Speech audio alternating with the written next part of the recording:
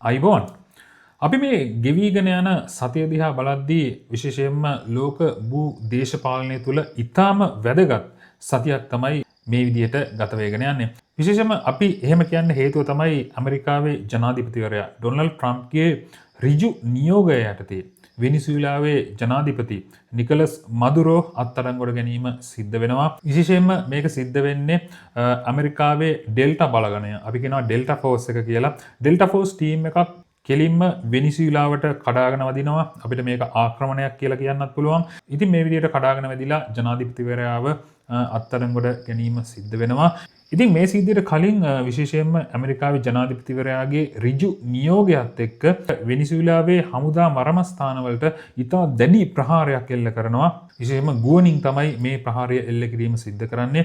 ඉතින් මේ ප්‍රහාරය එල්ල කරලා සුළු වේලාවකට පස්සේ ඩෙල්ටා බලගණය මේ වෙනිසුලාවේ ජනාධිපතිවරයා ඉන්න තැනට ගොඩ බැහැලා මෙතන ඉන්න ආරක්ෂකයන් මරා දමලා මේ වෙනිසුලාවේ ජනාධිපති නිකලස් මදුරෝ සහ ඔහුගේ බිරිඳ අත්අඩංගුවට ගන්නවා. ඉතින් මේ වෙද්දී ලෝකෙ ගොඩක් රටවල් මේක විවේචනය කරමින් ඉන්නවා. විශේෂයෙන්ම මේ අත්අඩංගුවට ගැනීම සිද්ධ වෙන්නේ වෙනිසුලාව ඒ වෙනකොටත් පාලනය කරමින් හිටපු ජනාධිපතිවරයා තමයි මේ විදිහට අත්අඩංගුවට ගැනීම සිද්ධ කරන්නේ. ඉතින් මේ කාරණය විශේෂයෙන්ම නීතියට පටහැනි කාරණාවක් කියලා ගොඩක් රටවල් ප්‍රකාශනිකුත් කරලා තියෙනවා. නමුත් ඇමරිකාව නම් කියන්නේ විශේෂයෙන්ම ඇමරිකාවේ ජනාධිපතිවරයා කියන්නේ මේක තමන් නීත්‍යානුකූලවම සිද්ධ කරපු දෙයක් කියලා. ඉතින් ඔහු ප්‍රකාශ කරන්නේ විශේෂයෙන්ම ඔහු අත්අඩංගුවට ගත්තේ වෙනිසුලාවේ ජනාධිපතිවරයා නෙමේ අපරාධකාරයෙක් කියන කාරණාව. නිකලස් මදුරෝට අපරාධ චෝදනා ගණනාවක්ම ට්‍රම්ප් ජනාධිපතිවරයා විසින් එල්ල කරලා තියෙනවා. ඉතින් වෙනිසුලාවේ ජනාධිපතිවරයා ටිකක් උස මහත කෙනෙක් විදිහට තමයි අපිට පේන්න තියෙන්නේ. විශේෂයෙන්ම අඩි 6යි අඟල් 3ක් උස පුද්ගලයෙක් විදිහට තමයි වෙනිසුලාවේ ජනාධිපතිවරයා අපිට හඳුන්වන්න පුළුවන් වෙන්නේ. මේ වෙනිසුලාවේ ජනාධිපතිවරයා අත්අඩංගුවට ගැනීමෙන් පස්සේ ඔහු යුද නැවකට තමයි ඉස්සල්ලාම අරගෙන එන්නේ. යුද නැවෙන් යම්කිසි දුරක් මොහු අරගෙන ඇවිල්ලා ඊට පස්සේ ගුවන් මගින් නිව්යෝක් නුවරට ජනාධිපතිවරයාව අරගෙන එනවා. නිව්යෝක් නුවර තියෙනවා ගෲප්පකට අපරාධකාරයෝ රඳවලා තිබුණු ප්‍රිසන් එකක්. එහෙම නැත්නම් බන්ධනාගාරයක්. මේකට අපි කියනවා බෲක්ලින් බන්ධනාගාරය කියලා. ඉතින් මේ බෲක්ලින් බන්ධනාගාරයට තමයි නිකලස් මදුරෝ සහ ඔහුගේ බිරිඳව අරගෙන එන්නේ. ඊට පස්සේ මොකද කරන්නේ? නිව්යෝක් නුවර මෑන්හටන් අධිකරණයේ වෙත මේ දෙදෙනාම ඉදිරිපත් කරනවා. මේකෙදී අධිචෝදනා 3ක් යටතේ මේ දෙදෙනාට විරුද්ධව අධිකරණයේදී කරුණු ප්‍රකාශ කෙරුණා. එක අධිචෝදනාවක් තමයි මත්ද්‍රව්‍ය ත්‍රස්තවාදය. තවත් අධිචෝදනාවක් තමයි කොකේන් සම්බන්ධ කාරණාව කොකේන් ආනයනය කිරීමට කුමන්ත්‍රණය කිරීම.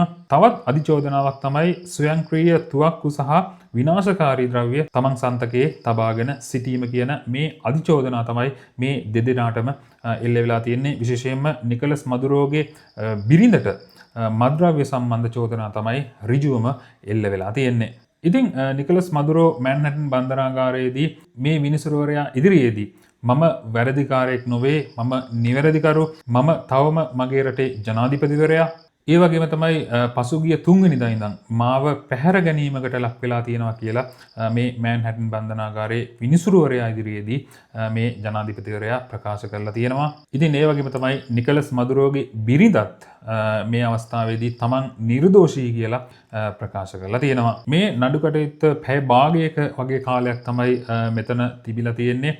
ඉතින් මේකෙදී විනිසුරුවරයා තීරණය කළා තියෙන්නේ ජනවාරි මාසේ 17 වෙනිදා වෙනකන් මේ නඩුව දීර්ඝ කරන්න. ඉතින් මේ අවස්ථාවේදී ජනාධිපතිවරයා නිකලස් මදුරෝ ජනාධිපතිවරයා සහ ඔහුගේ බිරිඳ නැවත වතාවක් බෲක්ලින් බන්ධනාගාරය වෙත රැගෙන ගිහිල්ලා තියෙනවා. ඉතින් අපි දන්නවා නිකලස් මදුරෝ ජනාධිපතිවරයා අවුරුදු 12ක් වෙනිසුලාව පාලනය කරලා තියෙනවා. ඉතින් ඒ වගේම තමයි 2018 තිබුණු මැතිවරණය අන්ත දූෂිත මැතිවරණයක් කියලා තමයි ඩොනල්ඩ් ට්‍රම්ප් විශේෂයෙන්ම චෝදනා කරන්නේ. ඉතින් 2018න් පස්සෙත් නිකලස් මදුරෝම තමයි ජනාධිපතිවරයා විදියට වෙනිසුලාවේ පාලනය අතට ගන්නේ. ඉතින් විශේෂයෙන්ම නිකලස් මදුරෝ ඇමරිකානු විරෝධී ප්‍රතිපත්ති තමයි අනුගමනය කරලා තියෙන්නේ. ඉතින් කොහොම වුණත් මේ වෙද්දී ඇමරිකානු නීතියට යටත්ව ඇමරිකාවේ බන්ධනාගාරයක් තුළ නිකලස් මදුරෝ සහ ඔහුගේ බිරිඳ මේ වෙද්දි රඳවලා තියෙනවා. ඉතින් මේ කාරණේත් එක්ක වෙනිසුලාව පාලනය කරන්න తాවකාලික ජනාධිපතිනියක් පත් වෙලා තියෙනවා. ඒ තමයි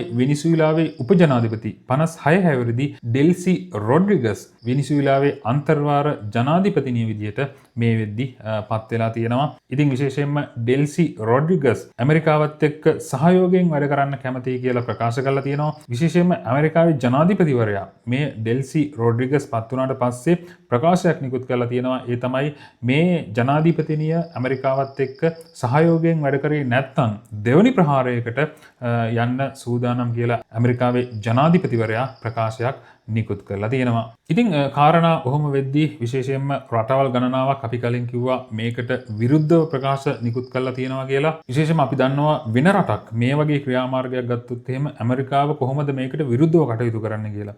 නමුත් මේ දේ සිද්ධ කරේ ඇමරිකාවට කවුරුත් විරුද්ධව කටක් අරින්නේ නැහැ මේ වෙලාවේ. ඉතින් අපි බලමු ඉදිරියේදී කොහොම මේ ප්‍රශ්නේ විසඳෙයිද කියලා. අපි දන්නවා ජනවාරි 17 වෙනිදා තමයි නැවත නඩු දිනේ තියෙන්නේ. ඉතින් මේ නඩු දිනේ එනකන් මුළු ලෝකයක්ම ඇස් අරගෙන ඉන්නවා මේ ජනාධිපතිවරයාට මොකක්ද වෙන්නේ කියන කාරණාව ගැන. ඉතින් අපි දන්නවා වෙනිසුලාව කියන්නේ තෙල් නිෂ්පාදනය කරන රටක්. විශේෂයෙන්ම ඇස්තමේන්තු ගත කරලා තියෙන විදිහට වෙනිසුලාවේ බොරතෙල් බැරල් බිලියන 303ක වගේ ප්‍රමාණයක් තියෙනවා කියලා මේ වෙද්දි ගණන් හදලා තියෙනවා. ඒත් එක්කම අපි දන්නවා සාමාන්‍යයෙන් ඇමරිකාව කියන්නේ ලෝකයේ විශාලතම තෙල් නිෂ්පාදකයා. නමුත් ඇමරිකාව තුල තියෙන්නේ ඇමරිකාව නිෂ්පාදනය කරන්නේ ලයිට් ක්‍රූඩ් ඔයිල් කියන එක. ඒ කියන්නේ සැහැල්ලු බොරතෙල් කියන එක. නමුත් වෙනිසුලාව තුල තියෙන්නේ heavy crude oil. අපි කියනවා බැර බොරතෙල්.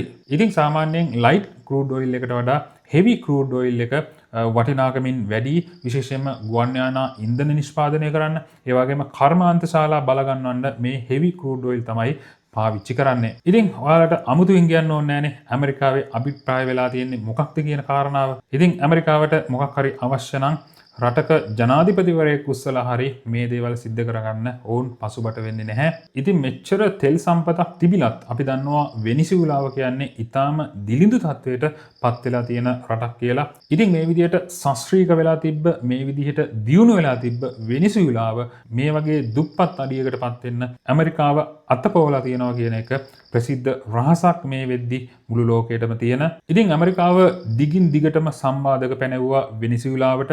ඉතින් මේ සම්බාධකත් එක්ක වෙනිසුලාව නිෂ්පාදනය කරන heavy crude oil වලින් සාමාන්‍යයෙන් 1%ක් විතරයි ඔවුන්ට අපනයනය කිරීමේ හැකියාවක් තිබුණේ. ඉතුරු 99%ම ඔවුන්ට අපනයනය කරන්න සිද්ධ වුණේ නැහැ. ඉතින් ඒක නිසා මේ කාරණේත් එක්ක අපනයන ආදායම ඉතා විශාල වශයෙන් ඔවුන්ට අහිමි වුණා. ඉතින් ඇමරිකාවේ ජනාධිපතිවරයා ප්‍රකාශයක් නිකුත් කරලා තියෙනවා. ඒ තමයි මේ heavy crude oil එක ඇමරිකාවේ සමාගම් හරහා නිෂ්පාදනය කරලා මේ බිඳ වැටිච්චි තෙල් කර්මාන්තයේ නැවතවතාවක් පනගන්වලා ගන්නවා කියලා. නමුත් ඒකේ යටි අරමුණ අපිට හොඳටම පැහැදිලි. ඒ තමයි මේ රටේ තියෙන මේ heavy crude oil ටික ඇමරිකාවට ලබා ගැනීම තමයි මේකේ යටි අරමුණ. විශේෂයෙන්ම ඇමරිකාවේ ජනාධිපතිවරයාගේ මේ ආක්‍රමණයත් එක්ක තියෙන්නේ කියලා තමයි අපිට කියන්න තියෙන්නේ. ඉතින් මේ වගේ නිවුස් වලින් මේ වගේ සිද්ධි වලින් ලෝකේ තියෙන අනික් රටවල් වලටත් ලොකු පාඩම් ඉගෙන ගන්න පුළුවන්. ඒ තමයි අපි දන්නවා නිකලස් මදුරෝ කියන්නේ හොඳ මිනිස්සෙක් නෙමෙයි. ඔහු අන්ත දූෂිත පුද්ගලයෙක්. විශේෂයෙන්ම මේ රටේ තියෙන සම්පත් වලින් තමන්ගේ රට ඊටාම ඉහළ ස්ථානයකට දියුණු කරන්න හැකියාව තියෙද්දි මේ විදිහට දූෂිත පාලනයක් ගෙන ගියපු නිසා මේ දේ සිද්ධ කරගන්න බැරි වෙනවා. ඉතින් මේ දූෂිත පාලනයේ ප්‍රයෝජනය විශේෂයෙන්ම ඇමරිකාව තමයි මේ වෙද්දි අරගෙන තියෙන්නේ. ඉතින් අපි බලමු මොකද වෙන්නේ කියලා. ඉදිරි මාසය තුලත් විශේෂයෙන්ම ලෝක භූ දේශපාලනය තුල ඊටාම වැදගත් මාසයක් වෙයි. ඉදිරි මාසයත් ඇමරිකාව කියලා තියෙනවා තවත් රටවල් විශේෂයෙන්ම ආක්‍රමණය කරනවා. තවත් රටවල් ඇමරිකාවට අනිවාර්යයෙන්ම අයිති වෙන්න ඕන කියලා. ඉතින් අපිට තේරුම් ගන්න අමාරුයි. ඇමරිකාවේ ජනාධිපතිවරයා අපි දන්නවා විශේෂයෙන්ම වෙළඳ යුද්ධ අපි දන්නවා චීනයේත් එක්ක වෙළඳ යුද්ධයක් ඇති කරගත්තා. මේ වගේ යුද්ධවලට කලින් පැටළුනේ නැහැ. නමුත් ඇමරිකාවේ ජනාධිපතිවරයාගේ ඔළුවේ තියෙන්නේ මොකක්ද දන්නේ නැහැ. සමහර විට මුළු ලෝකෙම අල්ලගන්න මොකක් හරි එහෙම අයිඩියා එකක් තියනවද දන්නෙත් නැහැ. අපි බලමු ඉස්සරහට මොකද වෙන්නේ කියලා. විශේෂයෙන්ම අනෙක් ප්‍රධාන රටවල් අපි දන්නවා චීනය, රුසියාව වගේ රටවල් තවදුරටත් නිශ්ශබ්ද වෙන්නේ නැති වෙයි. තවත් රටකට මේ විදිහට ආක්‍රමණයක් සිද්ධ කරොත් එහෙම. ඉතින් සමහර විට ඇමරිකාවේ ජනාධිපතිවරයා මේ උත්සාහ කරන්නේ තවත් ලෝක යුද්ධයකටද යන්න කියලා අපිට ප්‍රශ්නයක් තියෙනවා. ඉතින් ලෝක යුද්ධයකට ගියොත් එහෙමනම් අපිට ලෝකේ අවසානයේ තමයි දකින්න පුළුවන් වෙන්නේ. මොකද ඊළඟ ලෝක යුද්ධය ගොඩක් වෙලාවට න්‍යෂ්ටික යුද්ධයක් බවට පත්වෙන්න ගොඩක් ඉඩ තියෙනවා. මොකද මේ හැම බලවත් රටකටම න්‍යෂ්ටික ආයුධ මේ විදි පවතිනවා. ඉතින් එහෙම දෙයක් සිදු නොවේවා කියලා තමයි අපේ ප්‍රාර්ථනය තියෙන්නේ හැම වෙලාවෙම. ඉතින් අවසාන වශයෙන් මේ යුද ගිනිදල් නිවිලා ලෝකයට සාමය උදා වෙන්න කියලා ප්‍රාර්ථනා කරන ගමන් අදට මේ වීඩියෝ එක මෙතනින් නතර කරනවා.